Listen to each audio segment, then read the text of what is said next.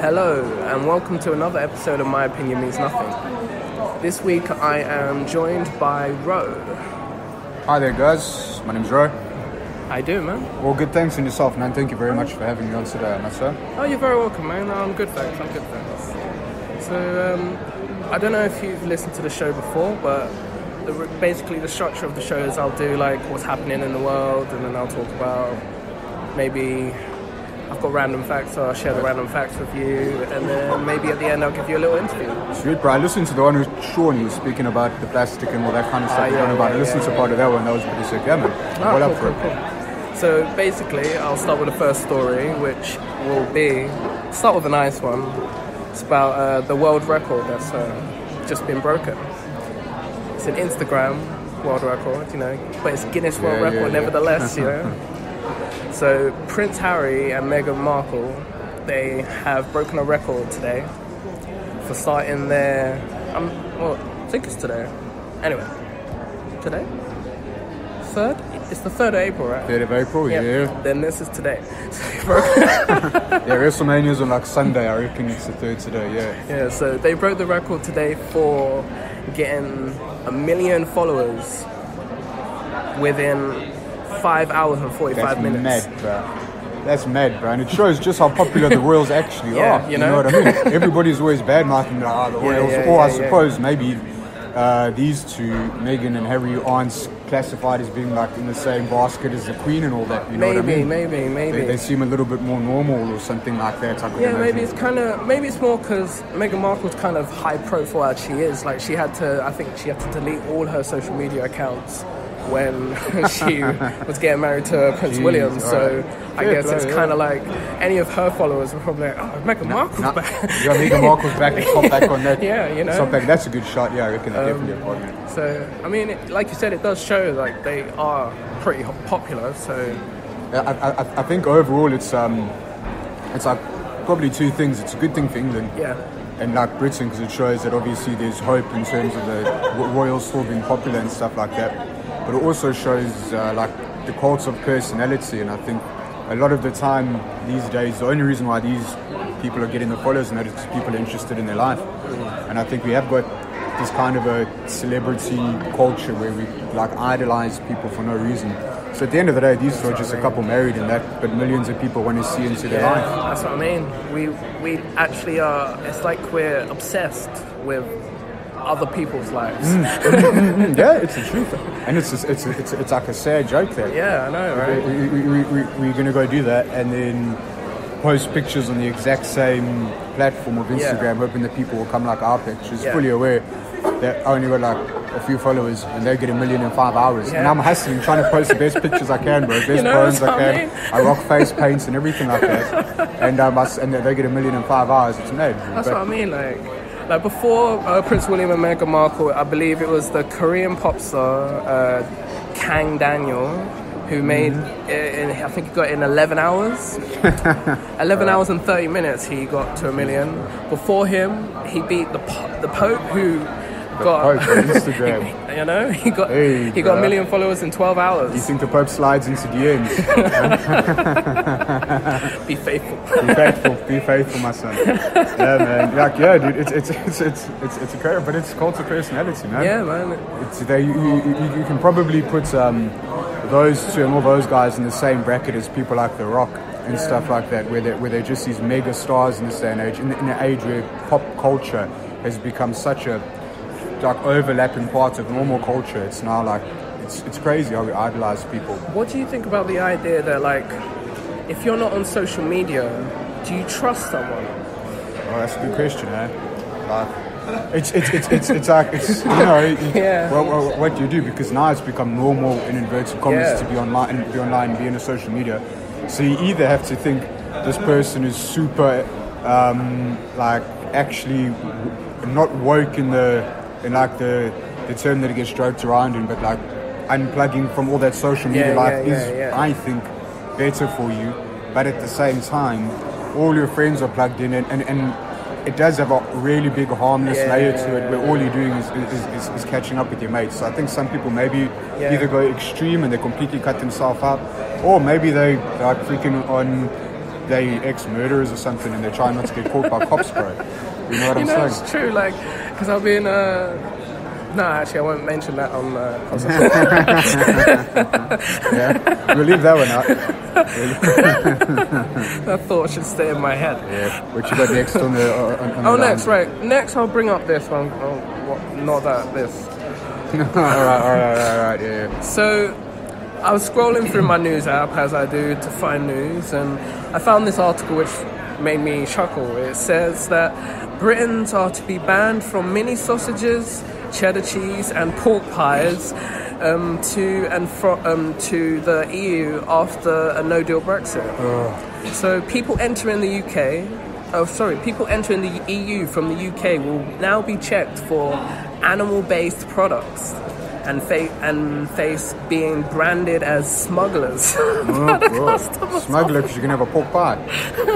Hey, jeez, bro. You know, I think it's a joke, but in all honesty, stuff like this, it's imagine you get arrested and you're in the nick somewhere in Germany and they say, why are you here? And you're like, I bought a sausage on the plane or something like that, then you end up in a criminal record. Stuff like this, in my personal opinion, is just more rubbish from people high up top who are, and also unfortunately shows the true colours of how they want these negotiations to go, because surely you would think people would be saying we want to keep stuff as civil as possible. If you're going to be getting petty and saying you can't bring a sausage roll here, then what kind of a deal do you think we're going to get between one another?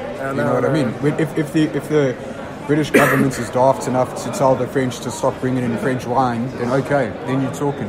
But until then, it's just people being daft, bro. And if you've ever been on a stag do, I highly doubt they're going to have any luck getting British people off of a plane. You know what I mean? We've all been there, done that. And I've not been a ridey dude and got him kicked off, but stuff like that. And it's also, I think, detracts from what's really important in the conversation. And this is why people, I think, a lot of the time are getting tired of Brexit and treating it like a joke, because you've got these EU dudes saying don't bring in your pork pie. And it's like, come on, bro. I mean, it's also all these other things that we just generally we didn't think about when we voted. True. Or we weren't made aware of the facts when we voted. That's all more so than anything. And also, it's kind of like, it's kind of funny because like the whole world is watching this. We live in this age where it's not like you can have these closed door meetings and like only certain people in the world will figure out what's going on. Like everyone will know. The moment it happens, it hits the news, and the whole world is like commenting on what bullshit that's going on. Yeah, it's entertainment. That's why I think quite recently when I got older, it's only then I started taking more of an interest into politics. Okay.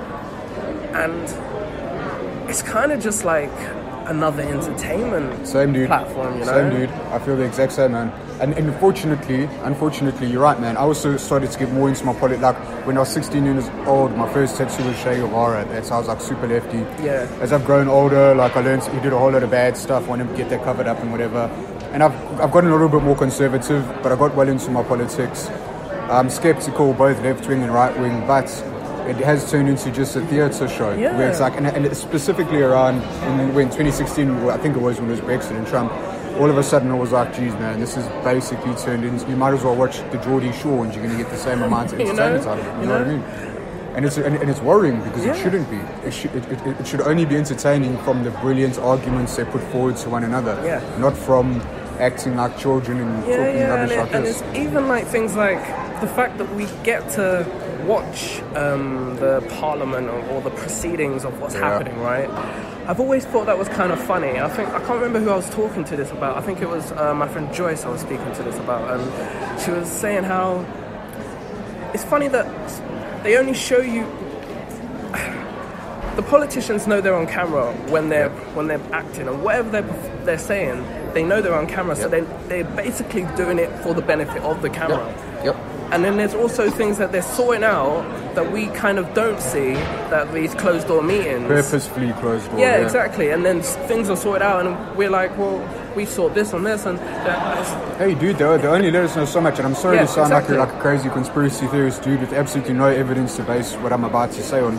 But I do think that those kinds of things do so quite nicely into controlling a load of people. If you just let them know just enough of what's going on, and maybe just enough to get people turned against one another if they don't really know what's going on behind the scenes, or get them turned against the political class and get them to not trust them any longer, all of a sudden you realize that could actually all just be tools of manipulation. It's true. Very particular tools. So that's what always worried me, especially when you see some people, especially now, things are really polarized, very politically charged. People are like thinking there's crazy shit about stuff about to happen all the time or whatever. And so I think because of that, it's almost like the media and the way the politicians act is just going to light a fire underneath people and get it to go even worse, when actually especially the elites, the political class, should be conducting themselves in a way that's setting example, not acting like a toddler shouting at one another. But I mean, it's even the way how, I guess, maybe the news is set up now. Have you actually, I don't know, maybe it's not all news stations, but I don't know, I can't remember what station I was watching, but it just felt like I was on Instagram watching the news. Like, they had like, it was just like knife crime, and then there's, do you know, like they used to have like back in the day. They used to have those funny parts. They used to have that one light-hearted. Now it's like death. Or they'll do a one whole program where everything is like all these funny things that you didn't know were news, and it's like, but and it's like, how's this in the news? You know, why are you telling me this? It's crazy. Tell me what's going on in the world. Yeah, but it's amazing. Like, isn't this news? Did I turn on the right channel? Yeah, that's exactly how I felt. And they never. Once I heard somebody say that the journalists will never report the aeroplanes that take off; they only report the aeroplanes that crash. Yeah. And they'll only get that, but also that in combination with a 24-hour network kind of style thing means that to be able to keep advertisers paying and keep people watching, they have to have something sensational going all the time. They have to have clickbait, if you like. Yeah. So if today there wasn't something uber interesting going on, and maybe there was just a lot of good stories, they'll just be like, England's about to implode because of Brexit, and it's full of Nazis and it's full of whatever, and they'll take you to the most scary point you can get to, because then you're going to want to see what the outcome is. And it's like, all right, this seems pretty crazy, and then all of a sudden you invested. When actually, for the past 3 years, we've been scared of dying from nuclear war in Korea. Nothing ever happened there either. Have you seen this film? What's it called? Nightcrawler. I've not watched it. I've heard about it now. It is fucking dope. It's about like this guy who basically. Is it Jake Gyllenhaal? Is he in it? I'm not sure the actor's name. I'm not good with actors' names. I know faces. You show me the picture of him, and I'm like, yeah. And you said that's Jake Gyllenhaal. I'm like, yep. I know that. Yeah. All right, I'll Google that in the meantime. Yeah. So it's basically about this guy who's basically a little bit of a con man. Okay. He tries little bits of things here and there, and nothing's really getting in the proper big bucks, but he's getting by it. Yeah. Then he stumbles upon this kind of job where he sees like this people filming like crashes, kind of after the crash had just happened. Like say it was a crash within the street, and some people were out of the car's sparking and shit like that. The video crew would come down, they would film all the action and kind of maybe give interviews from the first responder people who were there, film the police arriving and shit like that, and then they would sell that footage to the news station. That's mad. So this is obviously a real thing, because I'm assuming that most things that you see in movies are based off real things. Yeah. So that's what he does. He goes through the street. So he watches this guy do it first, and he's like, "Oh, cool! What's going on here?" He sees everything. Then he gets his own camera. Okay. Then he starts going down to crashes. He gets a police scanner as well. Starts turning up at the right spots and stuff like that. Figures out what crimes are going to be committed. Say it's a gunman being held up, he'll come down and see what's worth what. Right. And then he kind of gets some footage together, gets some sort of a showreel one night, and he goes to the news station and tries to sell it. Okay. And then, like, once he sells his first one, then he gets bigger and better. But he's the type of person that he doesn't just want the best. He wants to, he wants to be the best, and he wants to learn from what the best is doing right now, so he can be better. Yes, all right. He wants to stay ahead. Yeah, and he wants to stay ahead, and once he got the camera. Yeah, that guy. So he's in the new Spider-Man. Ah, okay, yeah. I don't want to give too much away, but... Nah, sorry. All right. So it sounds good. Sounds pretty good. Yeah, it's really dope. But it ties into media, though, doesn't it? It does tie into media. It's like they need people to be, or like, they basically need people to be consumed with whatever they're doing if they want to get